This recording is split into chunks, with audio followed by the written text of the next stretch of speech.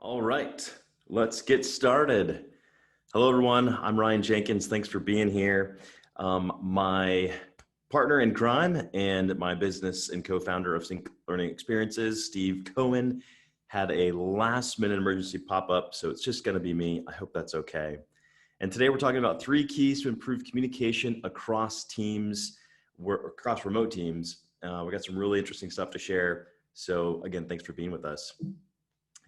Let me first tell you that today's content is powered by Sync Learning Experiences. We create lasting learning experiences for companies' #1 asset, which is their people. And we do that through LMS courses, live workshops, custom L&D solutions. I'd say probably 80% of the work we do is custom with our clients to create some really unique learning experiences. And we got the business started because we knew that most training is unfortunately neglected, disliked, and forgotten. And so we made it our mission to actually create learning that people actually engaged with, enjoyed, and applied. So with that, let me give you a little bit more details about me for those that may not know me. My name is Ryan Jenkins. I'm been a speaker, a keynote speaker for the most part for the last close to a decade now. Not doing a lot live, as you can imagine, but I've written a couple of books on the topic of the emerging generations, and that studying of the emerging generations is giving some really interesting insights on the future of work, as well as digital communications and how we can navigate kind of this unique time that we all find ourselves in, really leaning into digital. I've been lucky enough to be featured in some of the most prominent publications you can find out there. Steve and I host a brand new podcast called the Future of Learning and Development Podcast. So if you're interested in learning more about L&D and what the future of work is, we talk to Fortune 500 leaders. We just talked to the Chief Learning Officer at Visa. We recently had the Chief People Officer at PricewaterhouseCoopers on, just having some really great dialogue about what the future holds. And so if you're interested in, if you're a podcast listener, feel free to check us out wherever you get your podcasts. And lastly, I am a dad of 3. I'm married to my wife, Ashley. We've got 3 kids that are 5 years old and younger. It's been interesting to say the least during the quarantine, and we're based here in Atlanta, Georgia. So let's get into the good stuff. Did you know 30 million US employees are estimated to regularly work from home within the next 2 years? And that's 6 times as many as did before. Pretty astounding.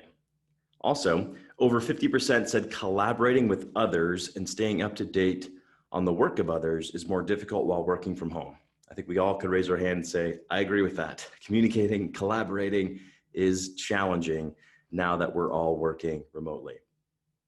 And then lastly, 73% of people want more flexibility to work from home as needed. So as things start to slowly open up again, and as folks make their way back to work, we're seeing time and time again with so many of our clients and audiences that there is this just expectation now that they have an option to go to the office or work from home once things fully reopen. I think that'll still be the case. And of course, this data leans into that as well. So let me give you a high overview of agenda and the little housekeeping items. We're going to first talk about the digital disruption, give you an overview of kind of all the things that are kind of happening at a bigger level, kind of even zooming out from the pandemic. Then we're going to give you specific strategies to communicate across remote teams, and we should have some time for Q&A. So be thinking about your questions, jot those down. We'll take those at the end. And following the webinar, here's what you're going to get. You're going to get copies of these slides, so don't feel like you have to screenshot, although you're welcome to. You'll get my contact info, so you can follow up if you have additional questions. And then we're giving away a copy of my latest book, and we're going to give that away to all or one lucky person that is with us at the end of the webinar. So hang with us for the 30 minutes, and we're going to pick a winner at the end during the Q&A. All right, we're going to do some live polling today. So pull out a mobile device and open up whatever browser you prefer. So that could be your phone, tablet, or you can even open up a new browser on your desktop and go to this link, pollev.com/live poll. We've got some interesting questions, and I'm always curious to get feedback and see where the audience is at on some of these questions. And so here's how it's going to work. When you arrive at that link, when I prompt the polling slide, you'll simply see the question and then all the potential responses for you to choose. So simply select the option or the answer that you believe to be correct, and we'll see your results showing up live. For those folks that are watching this in the future, don't bother going to this link. You won't be able to engage live, but the questions and the responses that you see from the audience will be helpful and insightful nonetheless. All right, so let's go to our first poll, which is simply, in the future, what % of your work do you want to be remote? So this is you personally. I'm going to play along here as well. I'm going to say 50 to 75%, just because I enjoy getting into an office. I enjoy being live with a lot of our clients, et cetera. But looks like we're all over the map here. So it looks like the most, say 50 to 75%, followed by 25 to 50 and 75 to 100%. Again, no right or wrong answer here. This is interesting data for us, but it looks like you have some level of expectation to still be remote, which is interesting. So no matter where you are on the spectrum here, the strategies we're going to share with you will be helpful as you continue to work remotely now and then in the future as well. All right, so tech is changing everything. Did you know? I'm going to give you 4 examples of organizations, and then I'm going to give you an impressive stat, and then I'm going to give you an even more shocking stat that helps us kind of understand the technology revolution that's happening around us and really what's causing a lot of this change, even more so, I believe, than the pandemic itself. So take Halo Top. Halo Top is a popular ice cream brand. I'm sure many of you are familiar. The impressive stat here is Halo Top grew from 230,000 in 2013 to more than 100 million last year. Pretty impressive, right? But even more shocking than that, they have no company office. All 75 employees work remotely, and they use the chat app Slack to communicate. So even before the pandemic, businesses like Halo Top were able to see explosive growth with being 100% remote. Software automation, they have what they call SoBots that can actually produce 1,142 t-shirts in just 8 hours. That's pretty impressive. But even more shocking, that is the work of 17 humans completed without any human intervention. That's really astounding. Fortnite, many of you are familiar with Fortnite. You're either a player yourself or have kids or relatives or cousins that play. Now, Fortnite launched an iOS mobile version, and it was downloaded up by 100 million people in just 5 months. But even more shocking, from in-game purchases alone, they netted 1.2 billion in revenue in just, I'm sorry, the chat box is covering, in 10 months. Just astounding, right? And then lastly here is Bird. Bird is the electric scooters that you see in many cities around the country. Bird operates in 120 cities. They have over 2 million unique riders and recently surpassed 11.5 million rides. And they've only been in business since September 2017. So there's so many examples just like these, but I wanted to give you a couple examples of just how fast things are moving. All right, and these are all numbers that are pre-COVID. So of course, I think there's been so much a change. There's been so much change afoot before the pandemic, and really the pandemic has just hit the acceleration button on so many of the trends that were already afoot. And so I think it's helpful to kind of look back at some of these trends that were brewing already and then try to project into the future what they might look like so we can adjust our communication, leadership, et cetera. But of course, the undercurrent here is technology. It's changing how you and I work. And we've all experienced that. And now we have to be reliant on it to do business and to connect and communicate. So here's 4 areas where technology is changing. Number 1 is company structure. Labor is no longer centralized. The modern workforce is global and distributed. That's going to be even more the case at the other side of the pandemic. As we all comfortable with remote working, we can work with folks that are not local to our communities. Technology is changing information flow. Information is no longer centralized. People are informed and empowered. Tech is changing leadership approach. Influence is no longer centralized. A network approach is replacing hierarchy. And lastly, roles and responsibilities. Skill is no longer centralized. AI and robotics will force reskilling. So you know this to be true. Tech is just changing everywhere you look. Technology is changing it. And also, technology is changing communication. And that's what we're here to talk about today. Communication is no longer centralized and linear. It's now digital. Digital has made it communication fragmented and fast. So you have folks that will pick up a phone to call you. They'll send you an email. They'll shoot you a text. They might want to meet face to face when it's safe, or even now, taking the necessary precautions. They might want to jump on a video call with you. They might connect with you on social, or they might even message you via some chat application. That's a lot, isn't it? That's complicated, but that is the 21st century modern workplace and that you and I find ourselves operating in. There are so many ways in which we can communicate than ever before. And certainly technology has greased the wheels on all of these different forms of communication. So it's becoming hard to navigate, but we're going to give you some strategies that hopefully can alleviate some of the tension surrounding communication in the digital age. So here's what we know to be true. We know that communication across remote teams is challenging. We know you want to get it right, and we think that these strategies are going to help. So thanks for being here. Let's now jump into some of these strategies. Let's start with another poll. I'm curious, what do you think, what or who do you think this is a picture of?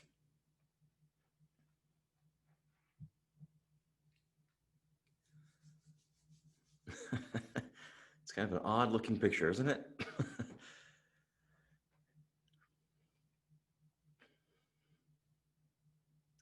All right, 50% of you, over half of you now. Nope, just right around 50% of you got it. This is Potato Boss. Let me tell you, let me have you meet Potato Boss. And this is a great example of a remote working blender that recently happened. So this actually happened. This was the Twitter caption on 3/20/20. Of someone tweeted this image, and they said they had this to say as the caption: "My boss turned into potato on Microsoft Teams meetings and can't figure out how to turn the setting off. She was just stuck like this the entire meeting." How embarrassing. My goodness, I love the faces of the two individuals looking at Potato Boss in this picture. They're just like trying to hold back the insanity and the laughter of talking to a potato for an entire meeting. And to much of the Potato Boss chagrin, this post received over 1.1 million retweets and likes. So what other blunders or mishaps you've had during this remote working time hopefully hasn't been that embarrassing and or that viral. So all this to say, I think hopefully this gives us a little levity and knows that this is uncharted territory for so many of us. While I think now we're getting much more accustomed to it and better at it, there's still opportunities for us to get it wrong or mishap. So a certain amount of grace is welcomed. So working remotely, creating deeper connections. Let's look at, let's consider this is going to help us walk us into the first strategy. When working remotely to create deeper connections with colleagues or clients, most people would say, turn on the video. Now that we're in digital, we're not able to meet face-to-face to the capacity that we once have. So let's turn on video. But actually, that might not be the best case. I'm going to encourage you to turn off your video to create a deeper connection. So according to the science, people actually read other people's emotions more accurately when the lights were turned off and when the video feed was off. And when virtual cues are absent, we tend to spend more time focused on the content, context, and tone of voice. So when you turn the video off, consider connecting then is turned on. And that is very counterintuitive, right? And so this leads us to our first remote communication strategy, which is simply turn off your video. I'm giving you permission to turn off your video. So when trust is established, consider turning off your video. That's the big piece. When trust is established, if you're working with someone for the first time, or if you're trying to evaluate a vendor or whatever it might be, consider using video just to kind of establish the connection, trust is built. And then from there, consider turning the video off. And that way you're going to be more in tuned, perhaps a little bit more focused. And a lot of research says too, that when you have video on, typically you're looking at yourself like I am right now. I'm watching myself in the video screen versus actually engaging with the other people. Video can offer a lot of other distractions as well. So if someone asks you what video platform you prefer, tell them audio only. I'm giving you permission. Don't be a potato head. You now have permission to turn off your video. All right? Something to think about. And I think it's helpful too, right? Because sometimes we join these video calls and we don't know, is it video, is it not? So I think the more that we can be clear up front as to what's expected or what's preferred, that's going to be helpful for all of us. All right, let's go to our next poll. What is your preferred method of communication? So this is your personal preference. What is your personal preference? If there was only one way in which you could communicate, what would be your specific preference? Now, for any of us that has joined a little bit late, welcome. My name's Ryan. Thanks for being here. If you want to participate in the polls, simply visit the link at the top of the slide, and that's it. You're already in. Just visit that link and then just select whatever response you believe to be correct, and you'll see your results live. All right, so just among the group here, most folks are fans of email followed by face-to-face and text and instant messaging. Let the record show 0 phone calls. No one wants you to call them anymore. And we see that all the time in different sessions where we ask this question. I think phone call is the bottom of the list, and usually face-to-face is near the top.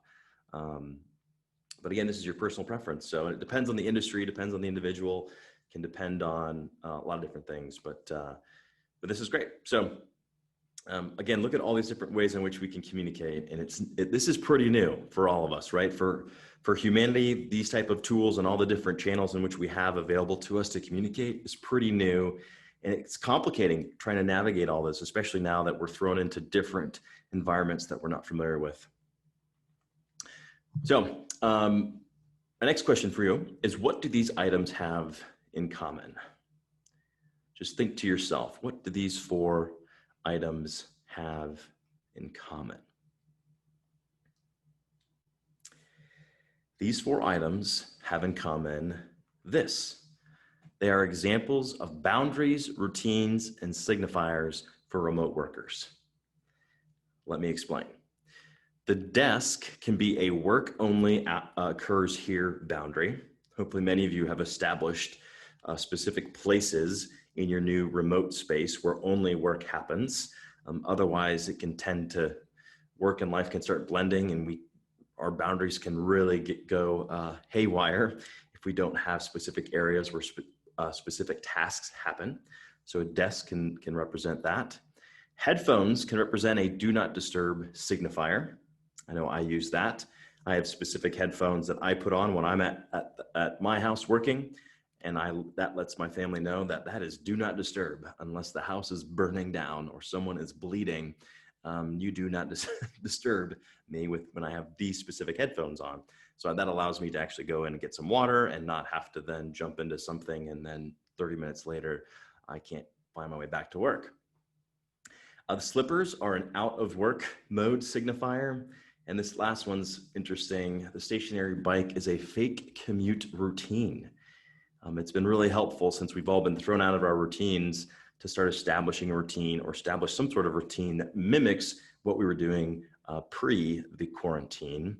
And we've heard a lot of stories of folks how they'll jump on their stationary bike and ride for however long their commute would have been. And they'll be listening to podcasts just as if they were driving to work. And that kind of helps them set the tone and kind of serve as a transition from from home life into work. So all that to say, in the same way that these 4 items, that they set clear boundaries, routines, signifiers for remote work, we should set clear expectations for our remote communications as well. I think we so often overlook this, and I think we make way too many assumptions about communications that it doesn't serve us well. So that leads us to our second strategy, which is to set communication expectations. Don't leave others guessing which of the myriad of communication channels to use. And be proactive about informing others on how they can best connect with you. So a good example here might be mention that you prefer text over a phone call in your email signature or in your Slack profile or in your Teams profile. That way, again, you're being proactive and letting others know how you prefer to communicate.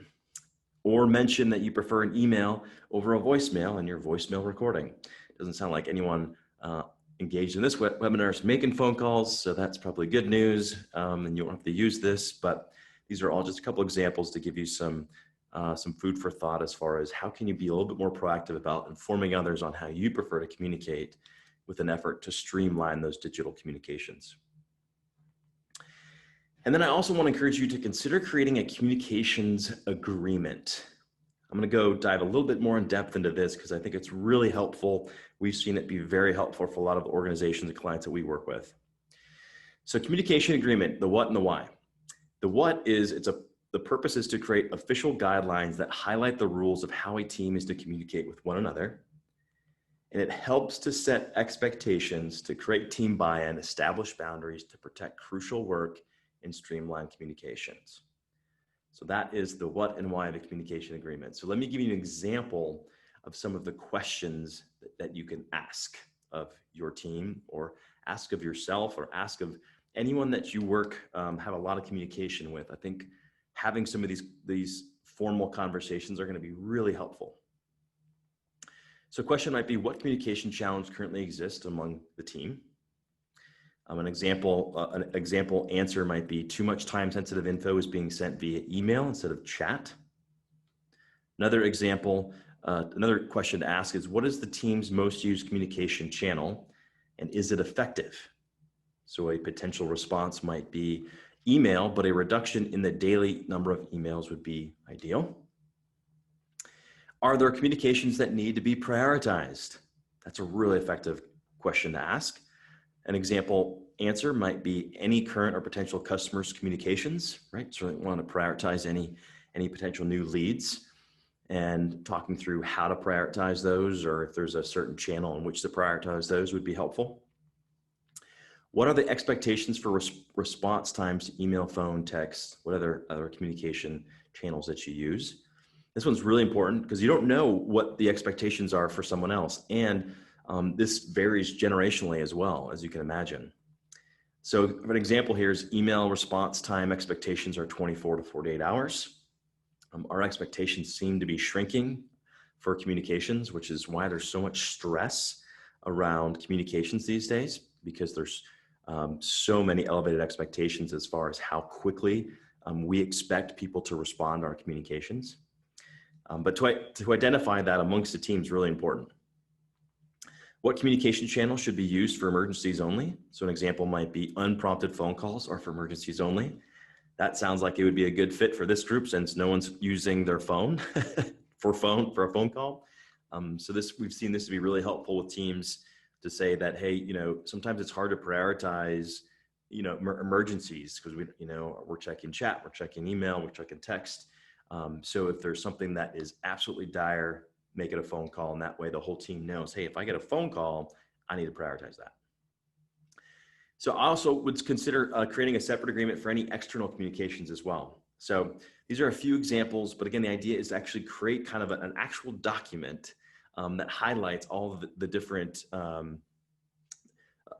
forms in which we can ways and timelines and expectations that surround communications. All right, blank is a proven way to productively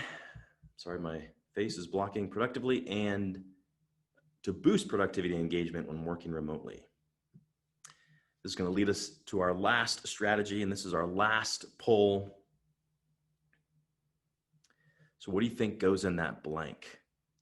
Blank is a proven way to boost productivity and engagement. In the interest of time, I'm going to give you the answer here. No one got it. It's burstiness. Burstiness is the correct response. Correct answer. Oh, excuse me. So burstiness, what is it? It's a proven productivity booster. So let me tell you the what, how, and the why. So burstiness is when 2 or more people are online at the same time while working remotely. And so how do you initiate burstiness? We'll identify a common time, for example, 3 to 4 p.m. Eastern Standard Time, that everyone working on a team or a project is online at the same time, right? So just might be an hour a week, it might be an hour a day, maybe it's a couple hours every month, but it has to be a common time. That's the goal of burstiness. And why here is productivity, motivation, and engagement increases when you know someone is ready to respond. It's not, yes, I mean, there's a lot of good chatter and collaboration, communication that can happen when you're all online at the same time. But the individual, you're much more motivated to engage with work when you know someone else on the other end is ready to engage, rather than, up at the park with their kids, or, getting caught up on Ozark or whatever it might be. No, they're all engaged at the same time. So our final strategy as it relates to remote communication is to practice burstiness. Sync work schedules. If you can't be in the same place, at least be working around the same time together.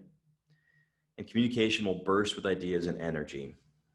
And here's a good example. Bluebeam review allows an architect, contractor, and engineer to collaborate and communicate in real time on the same PDF drawings.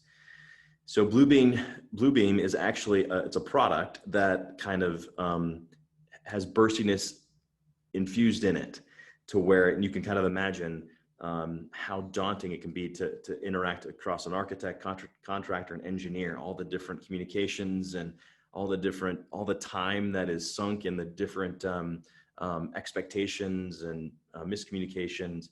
But this platform actually allows live interaction and commenting and messaging, which allows burstiness to occur and increases productivity, motivation, et cetera.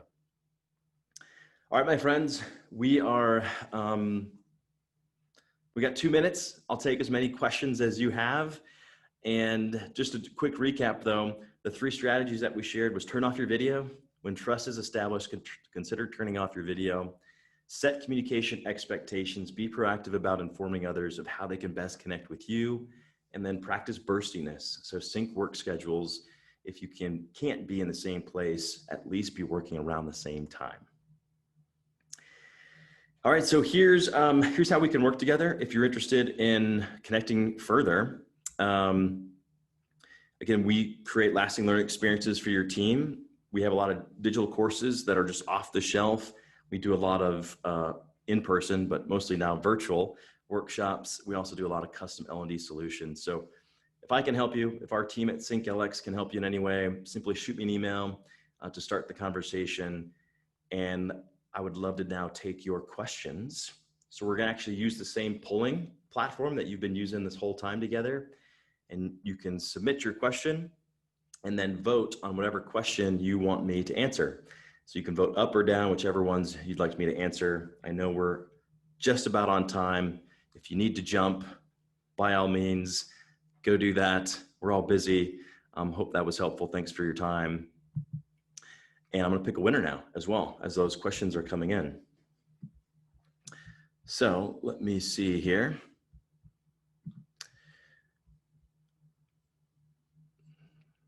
So I'm from Denver originally. I'm a big Colorado Avalanche fan.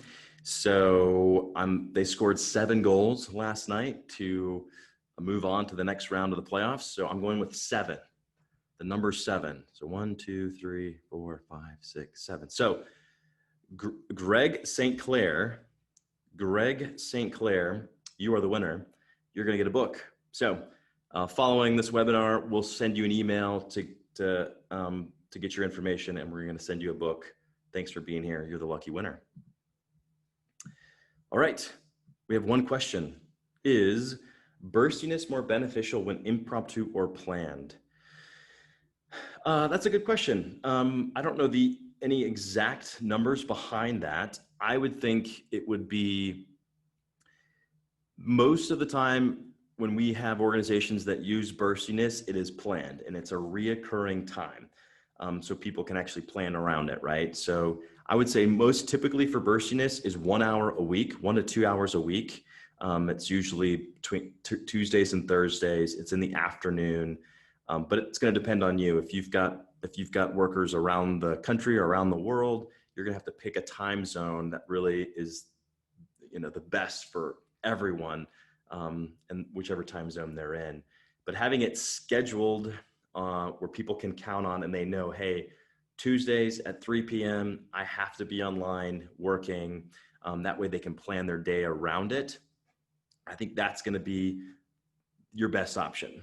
But I think an impromptu burstiness, I think if your goal is to get more creative, perhaps off the wall ideas, I think kind of creating an impromptu burstiness session would be helpful, because at that point, it's impromptu, haven't prepared a lot for it, and they can just kind of collaborate or brainstorm off the cuff. I hope that's helpful. What is the difference between burstiness and a meeting? Yeah, good question. So a meeting is, you all know what a meeting is, but burstiness is not a meeting because you're not expected to, there's no information being shared necessarily, and you're not expected to contribute in any way. The goal of burstiness is just saying, hey, for an hour on this date, you are working. If that's checking your email, or if that's, returning phone calls, or whatever else that is asked of you is in your regular job description and what you normally do on a typical workday, that's fine. But you just know that during 3 to 4 on Tuesday, I am at a place where I can work, to where if a colleague does message me, I am in a place where I can respond. And so you're prioritizing all of that communication. And so some folks might want to actually have a project meeting, and have it be where no one has to necessarily check in, but it's just where you're available to answer questions or collaborate, communicate, etc. So I'm not sure if I described that well, but there's really no expectations other than you are in a spot to communicate immediately on whatever platforms that the team uses, and that's the expectation. And so again, I hope you'll try it out, and I think you'll experience that as an individual working, if you think, oh gosh, I need to run by this new idea, or I need to run this decision by so-and-so, there's a certain level of urgency or excitement because they're going to be working, and you can get an instant response right away. What other questions? I'm gonna check the chat here too. Make sure I'm not missing anything.